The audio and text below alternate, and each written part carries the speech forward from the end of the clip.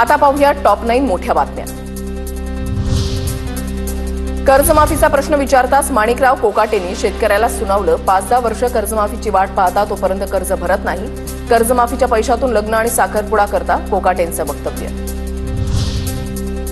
सरकार आणि कृषी मंत्री सत्तेच्या मस्तीत, शेतकऱ्यांना घेऊन सरकार गंभीर नाही। कोकाटेंच्या वक्तव्यानंतर विजय वडेट्टीवारांची टीका।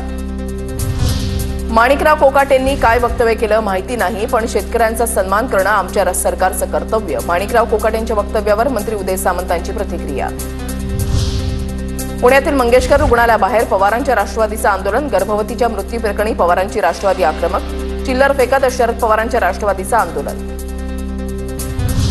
दीनानाथ रुग्णालयामधील डॉक्टर आणि कर्मचाऱ्यांनी असंवेदनशीलता दाखवली। ईश्वरी विसे मृत्यू प्रकरणामध्ये कडक कारवाई करणार, मुख्यमंत्री फडणवीसांचं आश्वासन।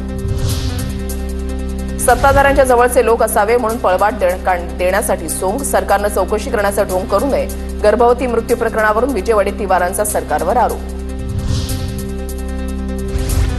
गर्भवती मृत्यू प्रकरणामध्ये कुणालाही वाचवलं जाणार नाही, कारवाई होईल, उदय सामंतांची प्रतिक्रिया। दीनानाथ मंगेशकर रुग्णालयाबाबत आणखीन एक माहिती समोर। मंगेशकर रुग्णालयामध्ये महात्मा फुले आरोग्य योजनेचा लाभच मिळत नाही। मंगेशकर रुग्णालयानं एका रुग्णाला चक्क पेपरवर लिहून दिलं, परशुराम हिंदू सेवा संघाचा आक्षेप। दीनानाथ मंगेशकर रुग्णालयाचा चौकशी अहवाल आज समोर येण्याची शक्यता। चौकशी समितीनं अहवाल राज्य सरकारला पाठवला। काल दिवसभर समितीकडून रुग्णालयाची चौकशी।